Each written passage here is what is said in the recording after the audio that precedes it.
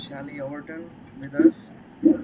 She's been astrologer for last 45 years, and for 30 years she's doing the professional astrology in, she calls Western astrology, although I feel the big similarity, both are very similar almost. Yeah. So you are originally from Denver, but right now you're in Orlando. So Yep. uh, let's start. I mean, learning about the astrology and how you got interested and fascinated about the astrology. Oh, I love telling this. I got interested in astrology when I was 12, and it's because I was trying to understand boys. And I think that's probably still the reason I do it. Um, yeah, I went to the B. Dalton bookseller and found a book on Virgo, which is my sun sign. And it was a really good book because it included the rising signs of every rising sign. And what it did was, I'm not sure, I mean, you have to understand that Jay and I are just kind of learning how much each other knows and what overlaps. So, Jay, I don't really know in Vedic astrology how the rising signs relate, but, we have 12 rising signs in Western and, all the zodiac signs. So, the book that I got, it told all 12 houses of each sign, of each rising sign. So it was extremely thorough. It was like, 144, whatever 12 times 12 is. A lot of information about astrology. And I looked up everybody I knew, and it was also accurate. It just kept motivating me to continue on. And I've studied it ever since. So you're saying that it takes 45 years to understand the voice, and still you're Pretty much. trying to learn about it? No. Yeah, it's really interesting because I'm really self-taught. I've read many books and I've listened to astrologers on podcasts and vlogs, and I just ingest a lot of information. And so everything I do was very organic. And I started out just learning about Virgo, and then I learned about the signs of all my other friends and family, and then I would go through the zodiac, and then I learned to create a chart. And because there weren't really computer generated charts back then, I did it all manually.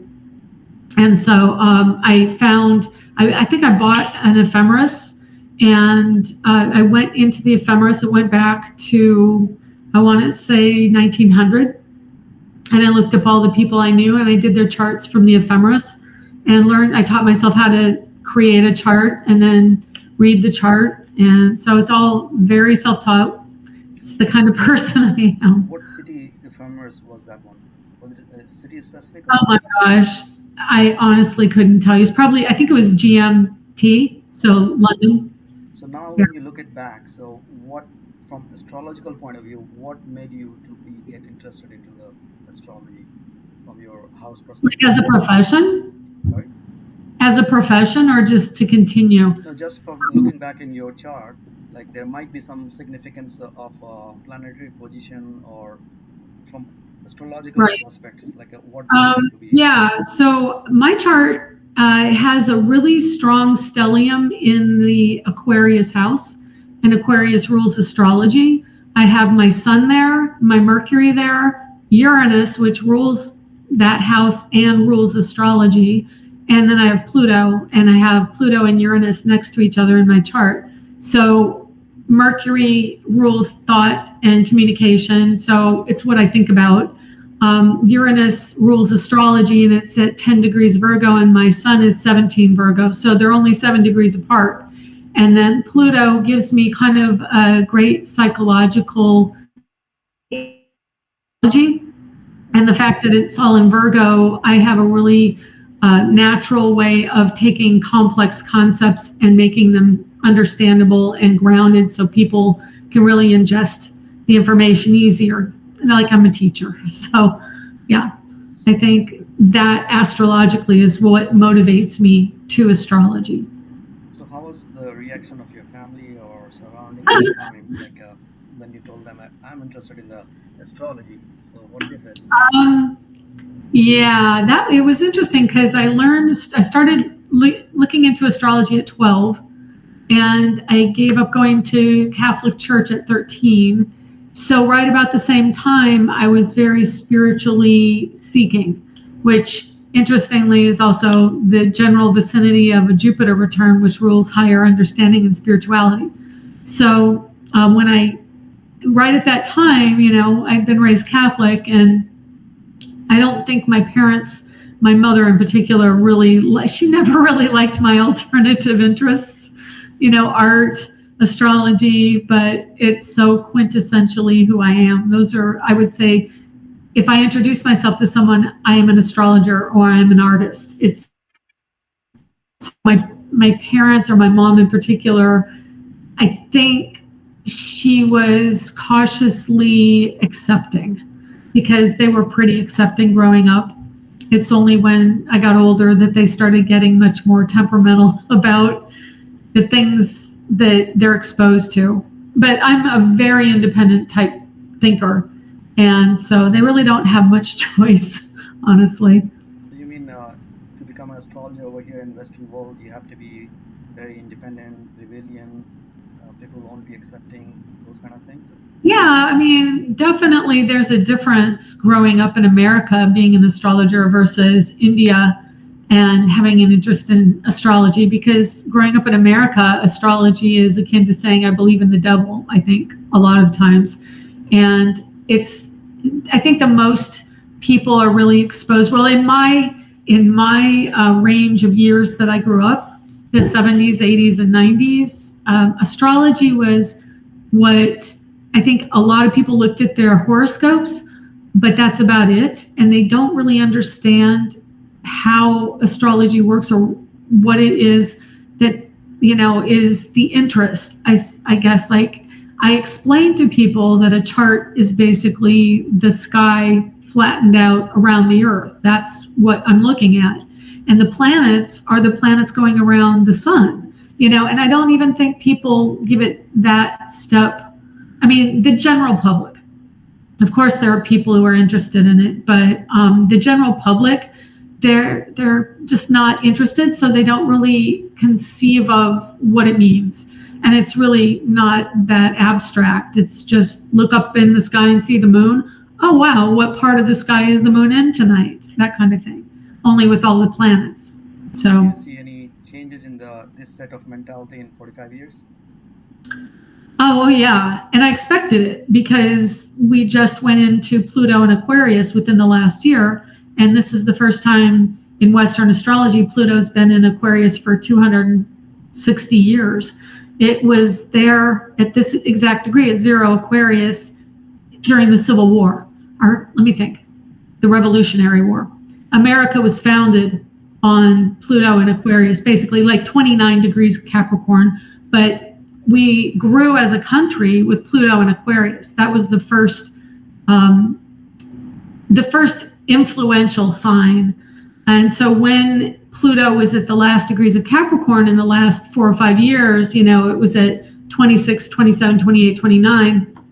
That's when we see all this intense upheaval in society and shifting of our systems and our conscious great structure and organization. And then Aquarius is very much expansive mindset. It rules genius, it rules eccentricity and, technology. People like Elon Musk and the internet kind of started to rise up in the last 30 years, right as we got to the cusp of the age of Aquarius. So yeah, I think there are a tremendous number of new youth who are very interested in astrology because it's embedded in their charts when they're born.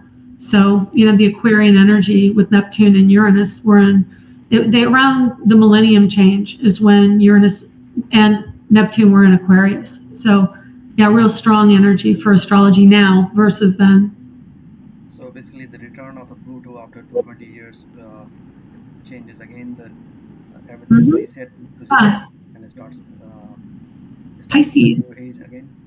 Yeah. So I have 0 degree Saturn in Pisces, so my career is right between Aquarius and Pisces, and until I was 54, so from 0 to 54, my Saturn was retrograde in Aquarius.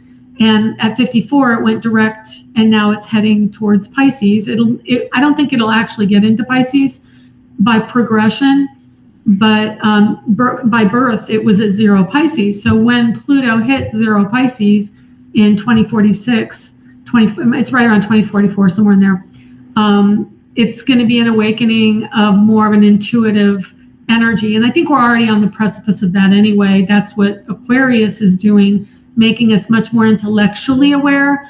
And when it goes into Pisces, we get very emotionally connected. But right now we're psychically connected is kind of what we're waking up to in the next 20 years. So you see yourself for next 20 years? Because I hear in the astrological world that lots of things changing, and even there's a possibility of the world war in next 5-6 years. I don't believe in the world war, another world war. And part of that is because I'm very into like people who channel. And I think channeling is going to kind of take rise, so to speak, in the next 20 years as well.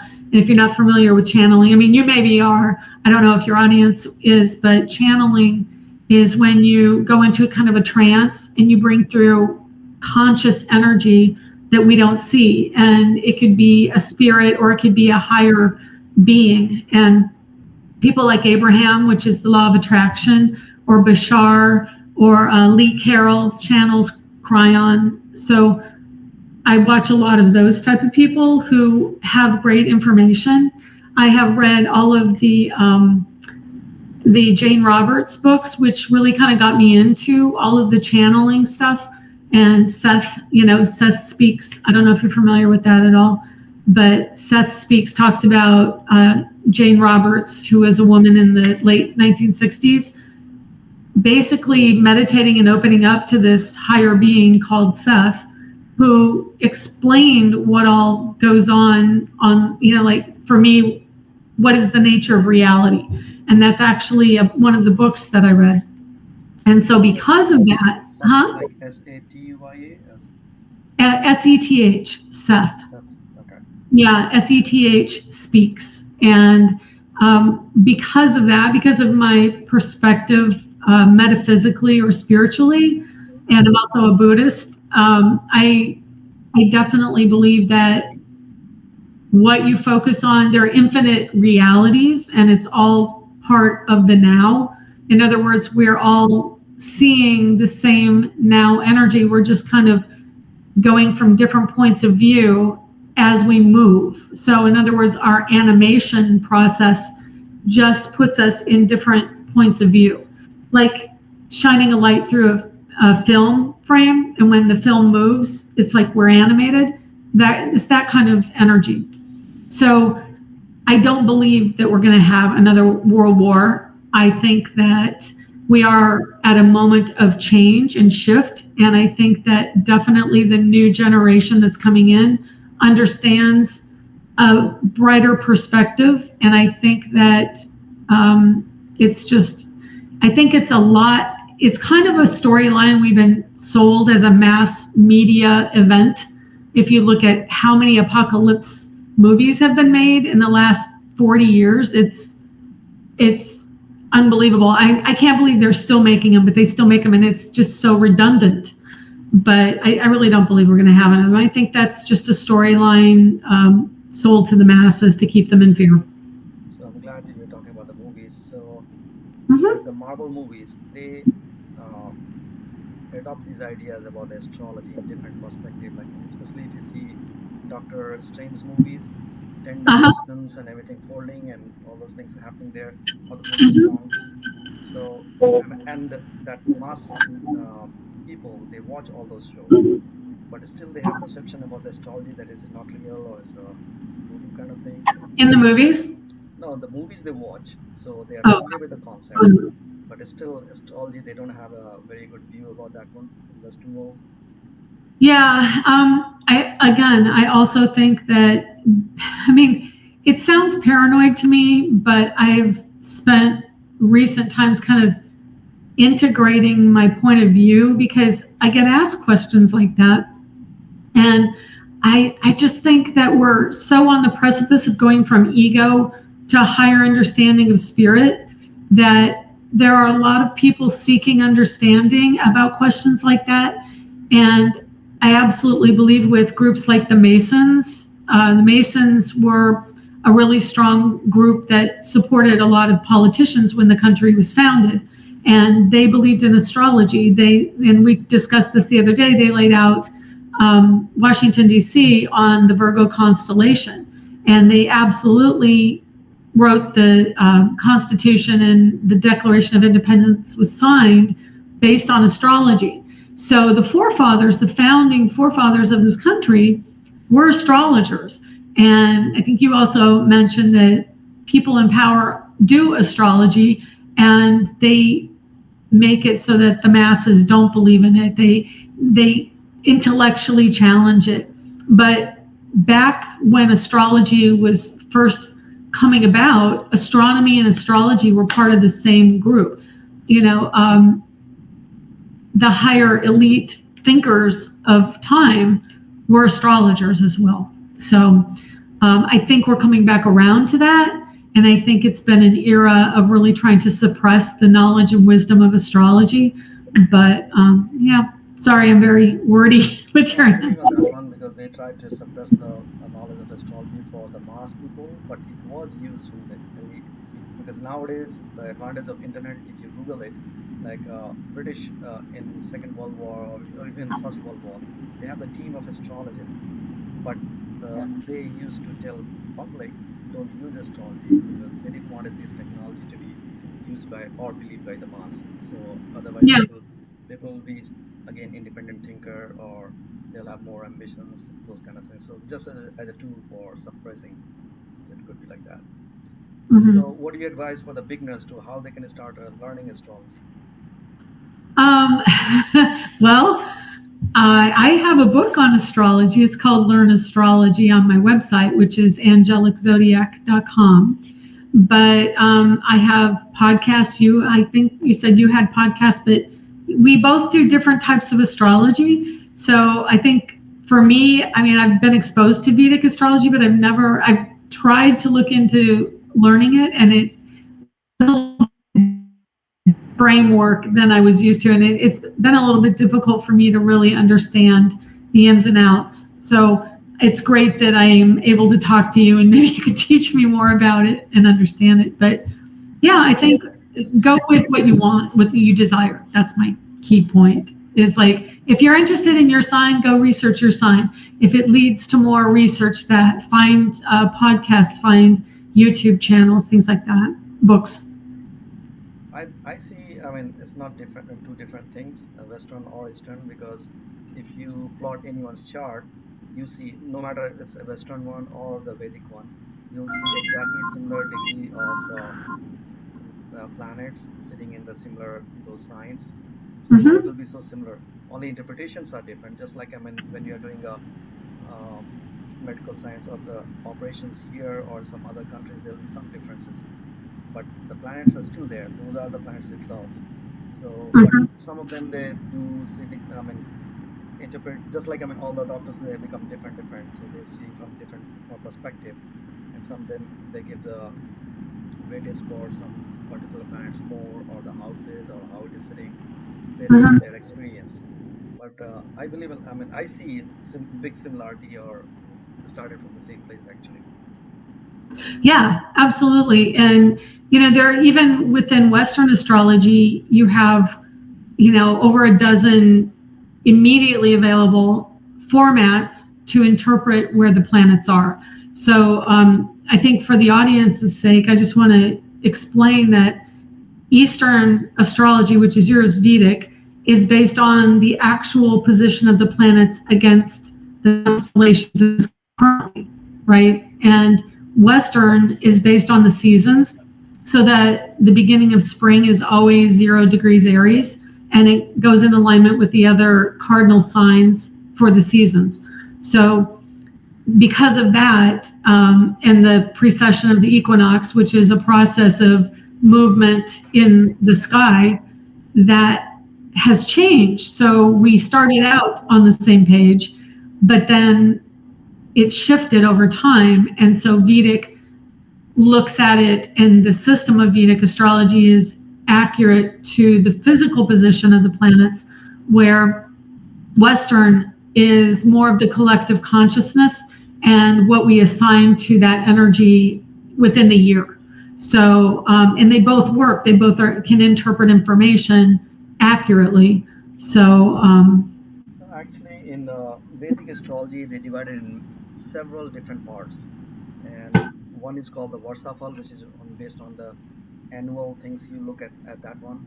Then mhm, mundane astrology is more for when you are interpreting as a for the nation's predictions or the society, those kind of stuff. Medical astrology is also very separate. So although it comes everything comes same, just like I mean when you have to do the medical science, you have to do MBBS for 4 years, then you go on this specialization. mhm, So they like I mean this is a muhurta. So muhurta is also completely based on like particular time itself. Like every day also you can find what is a particular specific time is more auspicious for starting something, because each things like operations will be for a different time will be more auspicious because there'll be influence of Mars or Saturn or those kind of stuff. Same thing for mhm. educations will be more like Sun and Jupiter. So those particular muhurta you can find it out. Same thing. So that's why, like, but in general, when public see just as a chart and start interpreting all those things, but that's not just astrology. It's just like anyone you'll see ill, so that you will start interpreting, oh, just get a paracetamol or those kind of medicine. But medical science is way advanced when you start going into the deep and start, uh, I mean, narrowing down and researching on that one. So it's very different. So that's like the Vedic astrology. So Right. like they have a Bharati Vidya Bhavan in India. They have a courses for 2 years, Mhm. but I mean there are Who lots. takes the courses? Is it if you're interested, or That's the are first. many people taking this? Like, how do you get the people to go? That's the first criteria. Whoever is interested, then only they can do it. Just like when Okay, we it's have, not part of your general education. yeah, just general education also. Like I mean, yeah, it's not part of like a 10th or 12th. It's a separate one. It's a Okay. specializations things. So Oh, okay. anyone, even you can. There are lots of American people also. They are American astrologer who had studied from there, and it's Mhm. been like I mean 20, 30 years, and they have started schools here, or they write on into the astrological journals. So many people they got good benefits out of that, and Oh, many books were I mean the teachers from that institute itself. They wrote many books. Like one of those books is like this one, oh, okay. Introduction to Astrology, but Oh, yeah. but I have like tons of books full of astrology over there, and Mhm. tons of books means like not it's not like a, for one thing only. It's keep repeating. So that's why it shows like how vast this knowledge is, and it still keep going Yeah. on. And I mean, like right now, I mean, I still don't know very much about the medical astrology. Then medical astrology will lead you again to the Ayurveda. Then same thing. Yeah, that interests me. I would love to know more about that. That's cool. And Vastu also like those also again from the general astrology, then you will start going to that direction. And Mhm. what I heard so far, like the fourth house becomes like you have to start seeing it with a higher magnified telescope to the fourth house, which will give you analysis about the Vastu. But again, finally it's about these planets itself. Mhm. So, and that's also different technique has been introduced. Like this is called the gochar. I was showing you. So annual basis on the annual planets where they are right now. So those Mhm. are called the transient or the gochars. Okay. So, but gochars doesn't have the full effect of basically.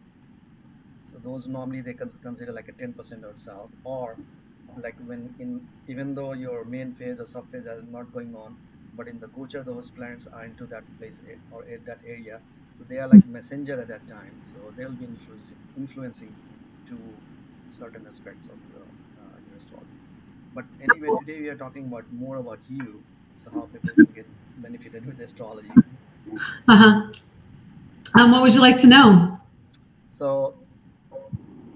So Western astrology is part of everything, like, or you see just specific to the person, or you start seeing about the Well, country. you can do general astrology, and there are many people who just have, and I have done weekly podcasts on what's going on during the week, Hmm. And then, of course, if somebody wants to know more what's going on in their personal lives, I do private readings for that. I started my podcast, which was, I think, 2010 or maybe a little 2008, somewhere in there. I would bring on people. I had it on blogtalkradio.com, and you could bring in callers. So I had a lot of callers back then, and I would read the chart from the people who called in wanting to know. And so I got a lot. I've done a lot of readings.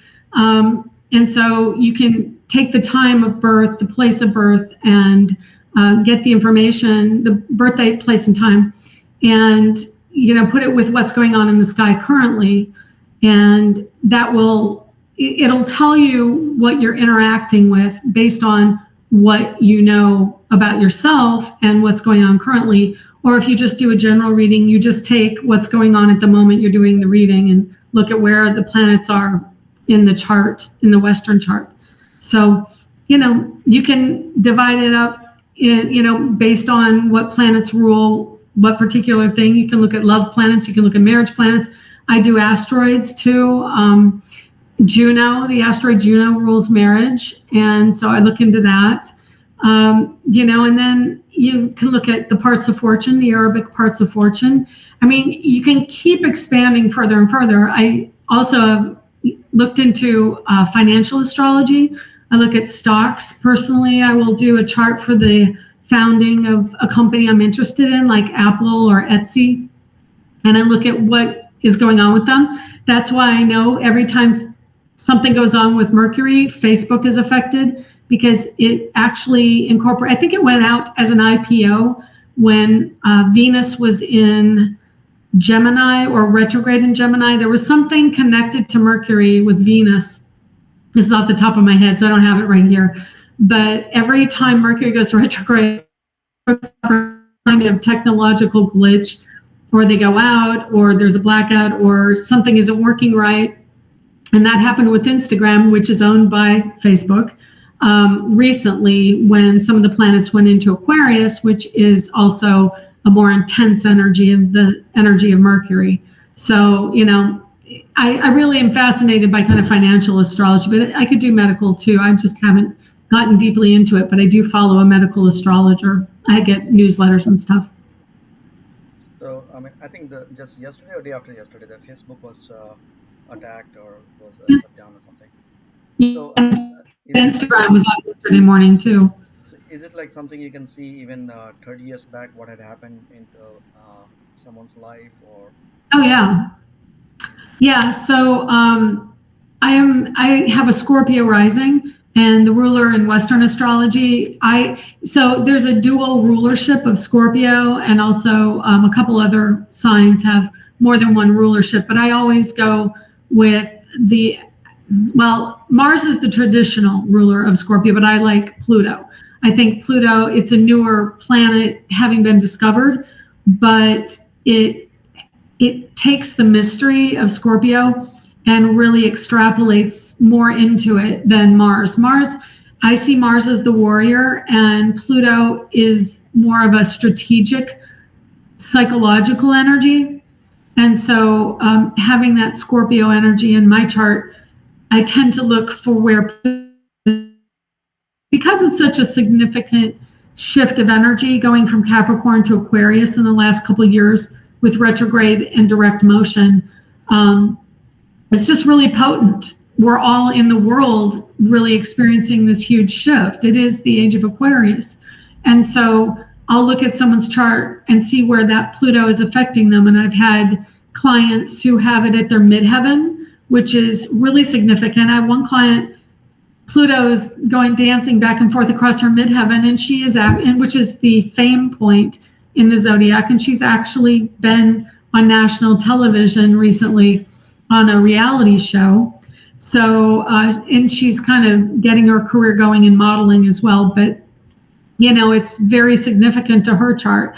Pluto falls right on the rising sign or the horizon of my son's chart. He has a 0-degree Aquarius rising. So Pluto's right on the moment he was born, because he was born at a specific time. That specific time was 0-degree Aquarius rising, and he was premature. He was induced, and he had a very traumatic birth. So seeing Pluto, one of the most intense, life-changing planets, hit the horizon of my son's chart is kind of concerning, honestly. And fortunately, he's really rolling with it, and he's discovering more of his spiritual self. So it's really fascinating to see just how directly the planets do affect people, especially on very strong points in their charts. Yeah. So like in Vedic, they define more specific. Like there are three categories: dual character, and fixed or movable. And not only that, like there are 27 constellations. So uh, each sign will have three constellations. So especially in a Scorpio, there'll be three called Vasista, Asilesa, and Jesta, Asilesa, and no, Jesta was the last one. So each one has different rulerships. So Vasista has a rulership of Jupiter, then Saturn, and then Mercury.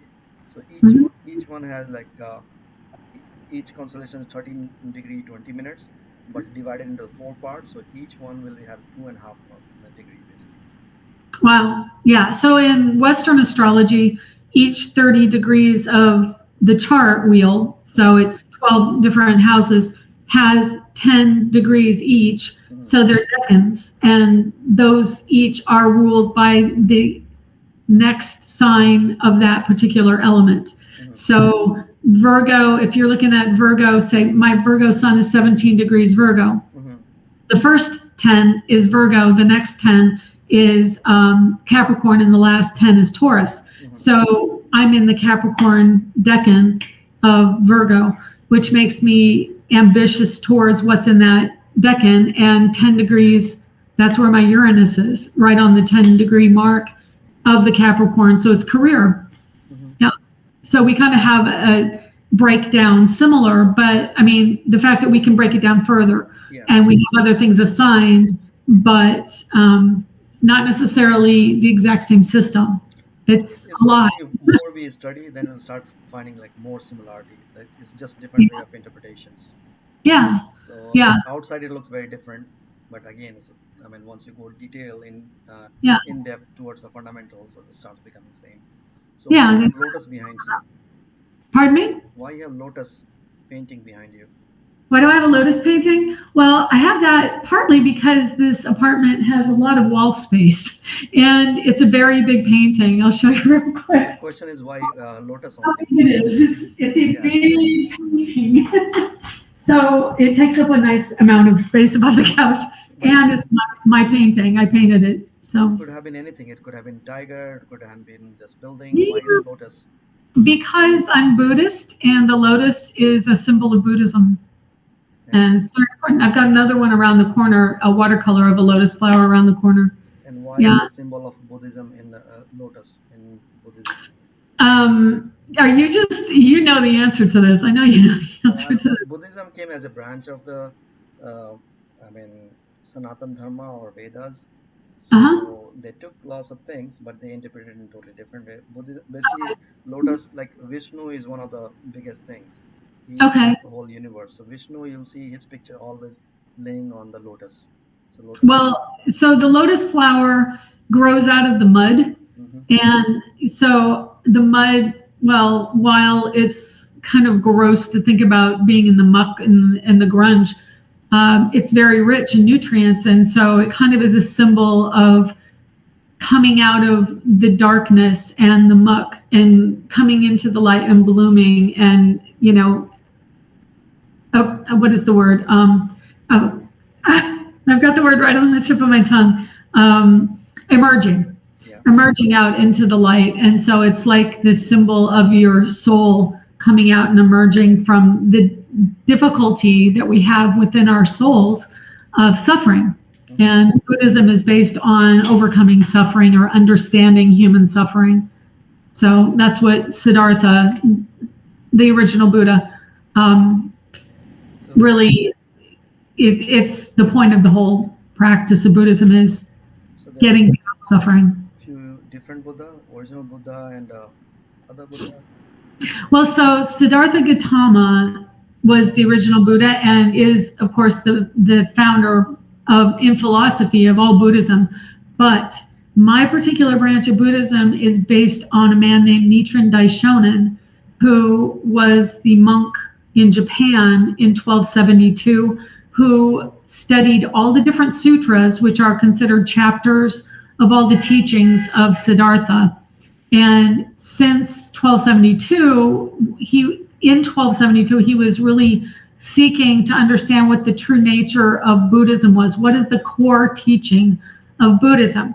And so in doing that, he decided to read all the different texts of all the different types of Buddhism that he could, expose himself to, pretty much everything that was there, and came to the conclusion that the Lotus Sutra, which is also another nod to the lotus flower, the Lotus Sutra the title is Nam-myoho Renge-kyo, but it is basically a dedication to cause and effect, which is what it means. Dedication to the mystic law of cause and effect through sound, which is kyo.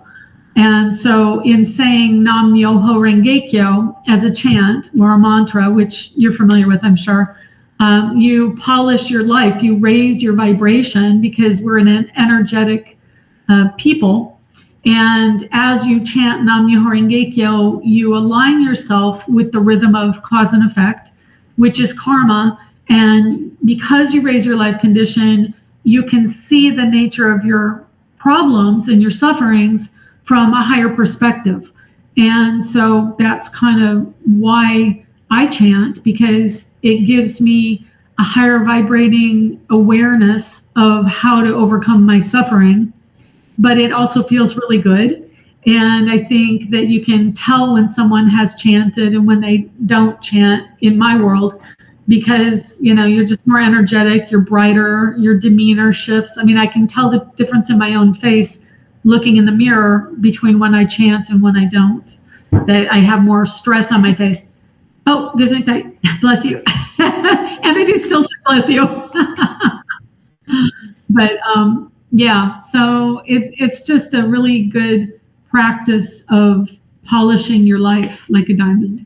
And yeah, so. But you have been practicing for the last 45 years, so still you are suffering that you have to overcome? Yeah, I think we always have suffering. I think we have suffering from past lives. We have suffering from how we were raised. We have suffering from interactions with other people who may or may not do what we want them to do. We have people who treat us poorly in day-to-day world. We have interactions that we may pull on those sufferings from the past and create a continuation of a karmic situation through our reactions. So you can change a karmic cycle by reacting differently. But if we're not aware of the pattern, we can't necessarily change the pattern, which is why I chant, because chanting gives me an awareness of what the pattern is. It just raises my consciousness to a point where I can understand, oh, well, that's, because you're always looking to yourself for the solution, because everything starts with self anyway. Everything emanates out. We see things from our perspective. We create things from our perspective. So responsibility starts with us for our own personal lives. So in Buddhism, you say, okay, well, that person treated me poorly, and I keep getting treated poorly in that way. What is it about me that attracts that in? Because that's the key. You're reacting to something almost subliminally. Sometimes, like, your subconscious you don't always know in conscious awareness why that triggers you. But when you chant, you have the ability to bring that up like the lotus flower out of the muck and understand it and observe it. And then once you can see it, you go, oh yeah, well, I'm not treating myself kind enough. I need to really own my own beauty or something. Like when somebody treats you poorly, maybe you go, well, I deserve that. And then when you realize you didn't deserve that, I'm not going to be treated that way. I will stand up for myself. You've shifted that dynamic, just as a simple example of how to shift karma. So basically, you'll suffer anyway. It doesn't matter if you chant or doesn't won't chant. Yeah, I mean, the beauty of my particular brand of Buddhism, which is Nichiren Buddhism, it's a Japanese Buddhism. Uh, it's a very proactive Buddhism. It sounds kind of oxymoronic, but Buddhism, people think, oh, well, you're just at peace and you're pacifist. But this particular Buddhism is very proactive. We have an organization, and the organization is SGI, Soka Gakkai International, and we have a seat on the United Nations. We are a pro-peace lay organization, so it's made up of people just like me. It's not, we used to be affiliated with a temple, but there was a rift in the 90s and we separated from the temple. Not to get into any details, they can research it if they want to know, but basically it's a lay organization, and we have meetings in our homes. We have a community center, a brand new one here in downtown Orlando, and we get together and chant as a group, and it's a very resonant sound. If you've seen, I don't know if you've seen the movie What's Love Got to Do with It, Tina Turner, the Tina Turner movie. She was Buddhist. She chants the same phrase chanted the same phrase I chant.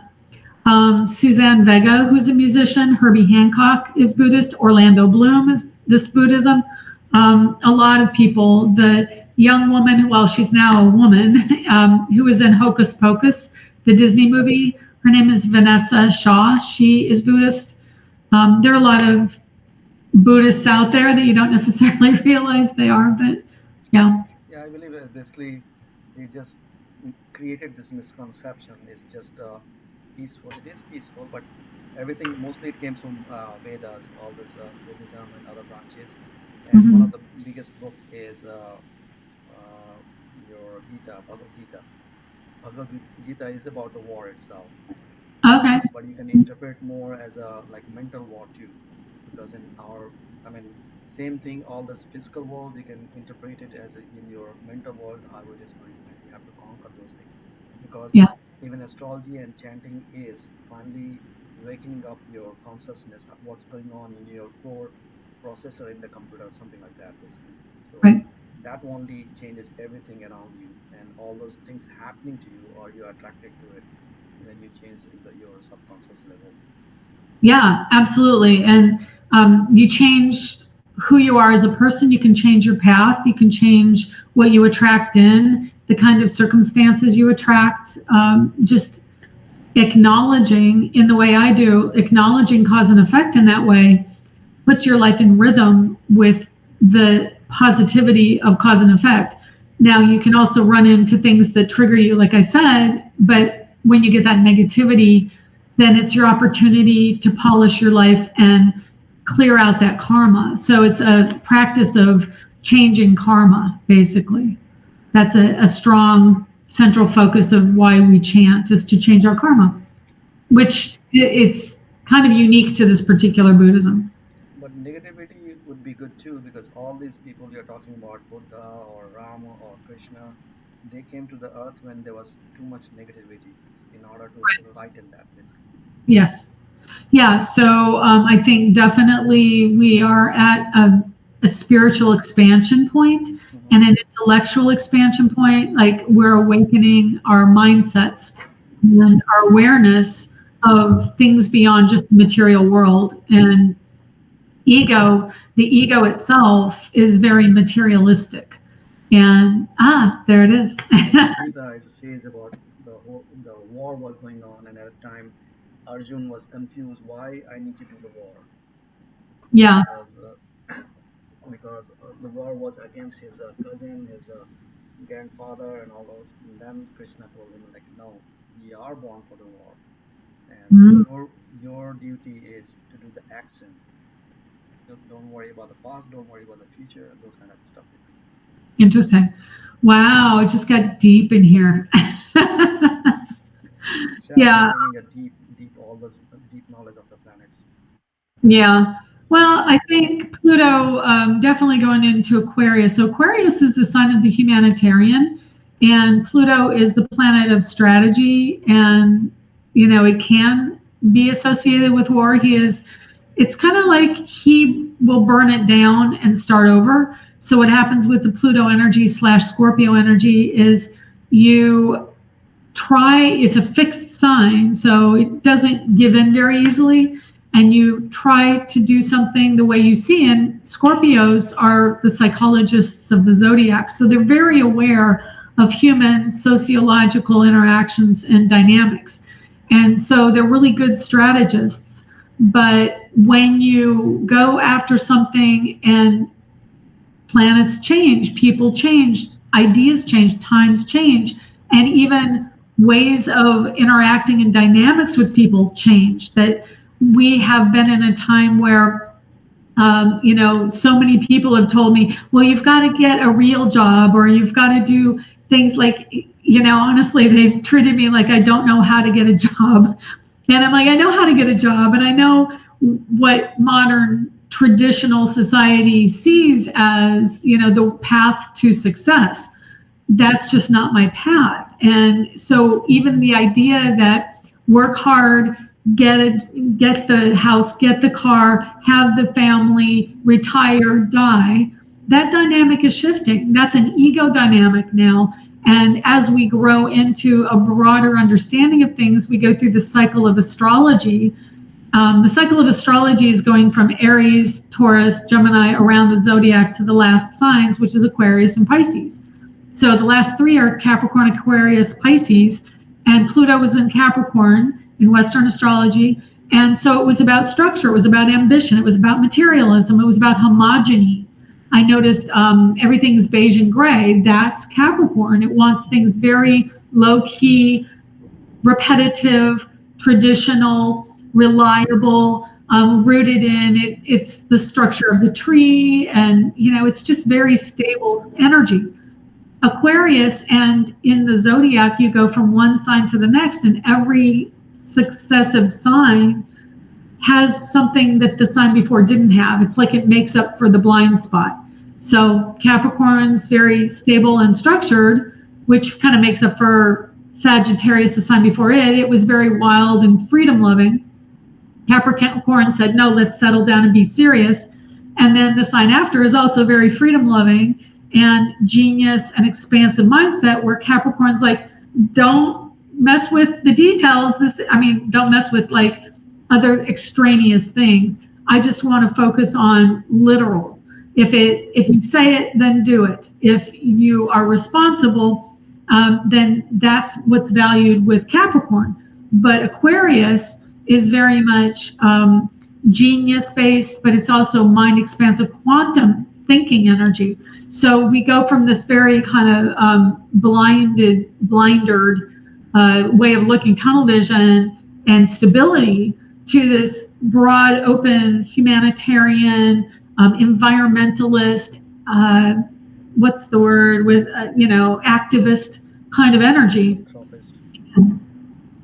Yeah. So I was reading today itself, like when whatever is your ascendant or your first house, if that Lord is sitting in there, it's considered to be very powerful.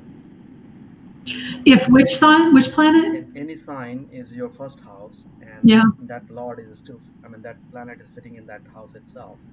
Yeah, I have a Moon Neptune conjunction in Scorpio in the first house, so it's pretty powerful. No, but if the first house is Scorpio, if Mars would be sitting, it will be more stronger for you. But the reason why they were saying is basically the first house Lord sitting in the first house itself makes you more adaptable, changeable. You'll be ready to change things.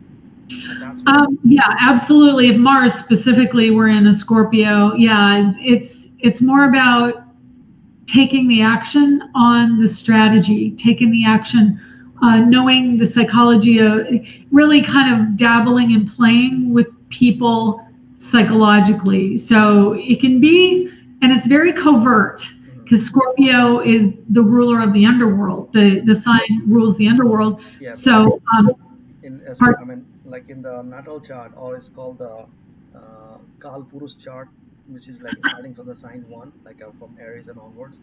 So the first house, like 10th house you are describing, exactly same thing, because 10th house is for your job, your profession. You have to be narrow-minded, focused. 11th house is the gain. So again, whatever the work you'll be doing, it will be gaining from there. 12th house is your mokshas, like liberating from everything basically. It's like Yeah, whatever the things you accumulated on your computer, now it's slowing down, so you have to wipe it out and clean it up, then exactly. Yeah, liberation. so you've got so much, and I think what I like about astrology is it's kind of like making food and cooking in the kitchen. Like you're always throwing in new and different ingredients because the planets are constantly moving and they're all moving at their own pace. And then some of them retrograde over the summer and they go direct.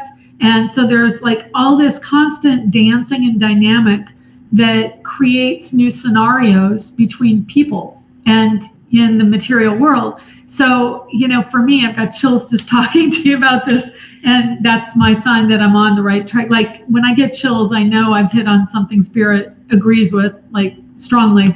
So, when you mix in all these different movements, I mean, people don't always believe in astrology, but they believe the tides happen.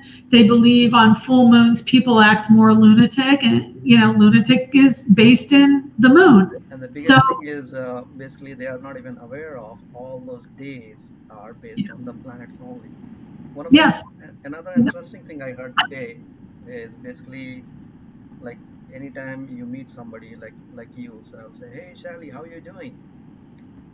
But we hardly ask ourselves. Shelly itself, like, hey Shelly, what are you doing? How are you doing? Good point. That's what is astrology basically. You are knowing about yourself, which we don't Yeah.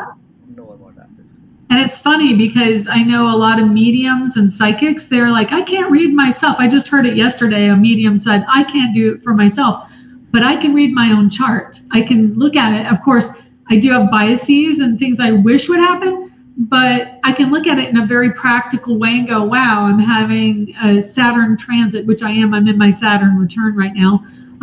Fortunately, I think it's done, but my second Saturn return. So I can go, wow, I'm going to focus on the things that Saturn and Pisces want me to do, which is spirituality, spiritual growth, creativity. I'm going crazy with ideas. I'm sorry, I think I've got some cars racing by. Yes, it's a very noisy neighborhood. Honestly, I'm near the firehouse too, and a lot of cops, so it's always got sound out there. But yeah, I can look at a chart and go, wow, that's coming up. Oh, that aspect, like right now, I like Aquarius energy, but it's going to be a negative aspect to my stellium and Virgo for the whole time almost that it's there. So that's going to be something I have to wake up to. And it's definitely going to affect my friendships, my awareness of family and community and connectedness. I mean, I'm at a point in the next 20 years where my parents will probably transition. And I've got Pluto going into the house of family. So that literally means ending death and rebirth of family. So, and it's also a detachment. So I'm a little bit scared about where that comes in.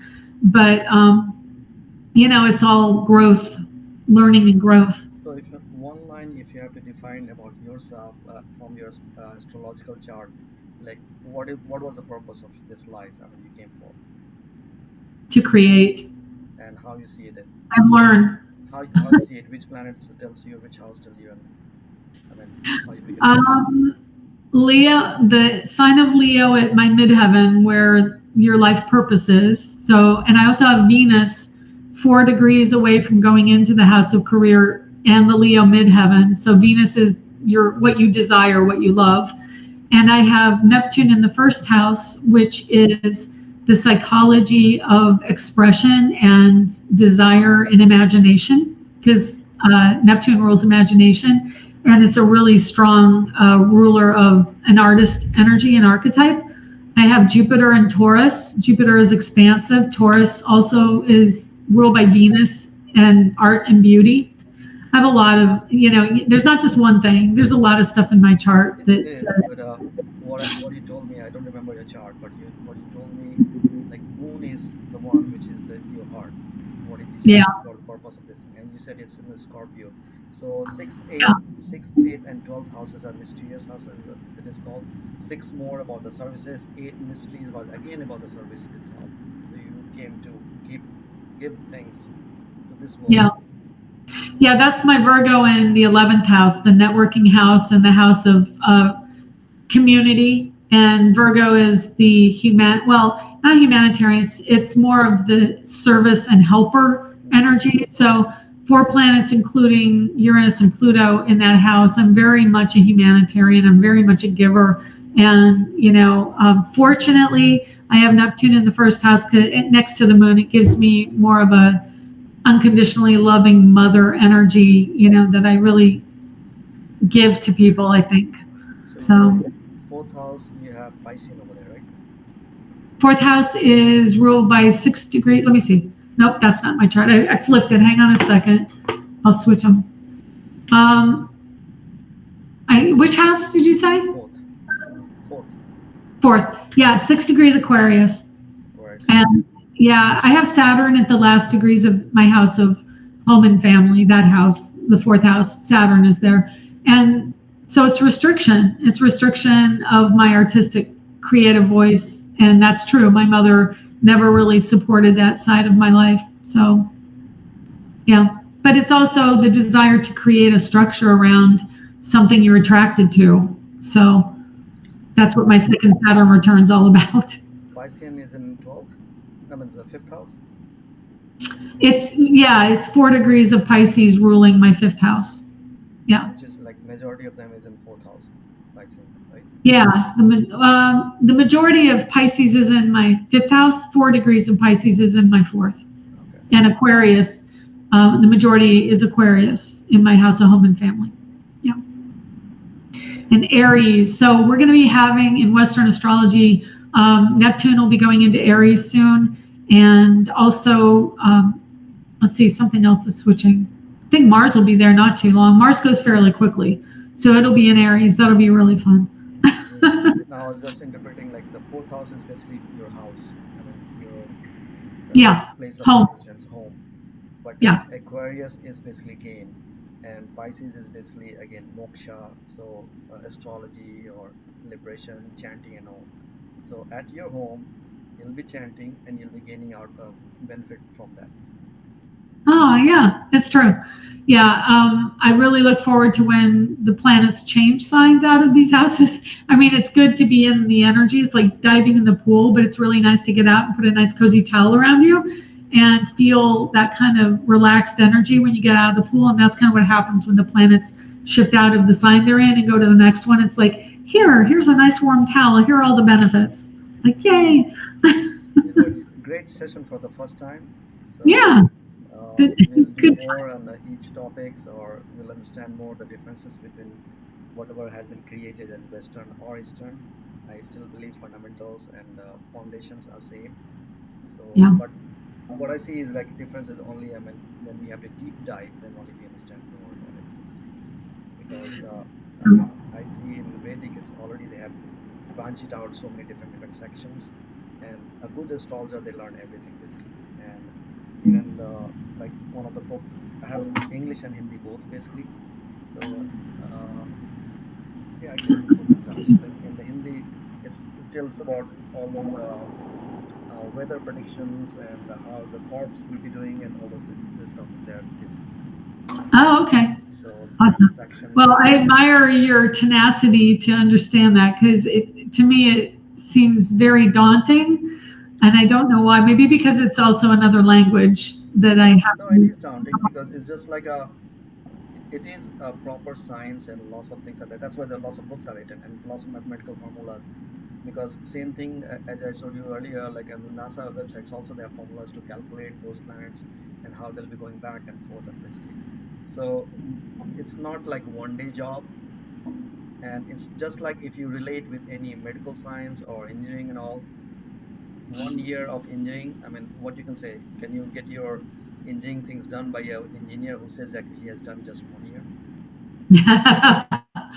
Well, I don't know. I can barely take next week, so So yeah, it's a lot. That's why they have a structured, like when I joined this courses, so it's a 2 year course, 4 semesters, but 2 years is again is nothing. Just like even after 4 years of engineering was nothing. We just graduate from there as a naive engineer, but it gives us some basis, and then it gives view also. Like people will start seeing me as engineer, then brings a confidence too.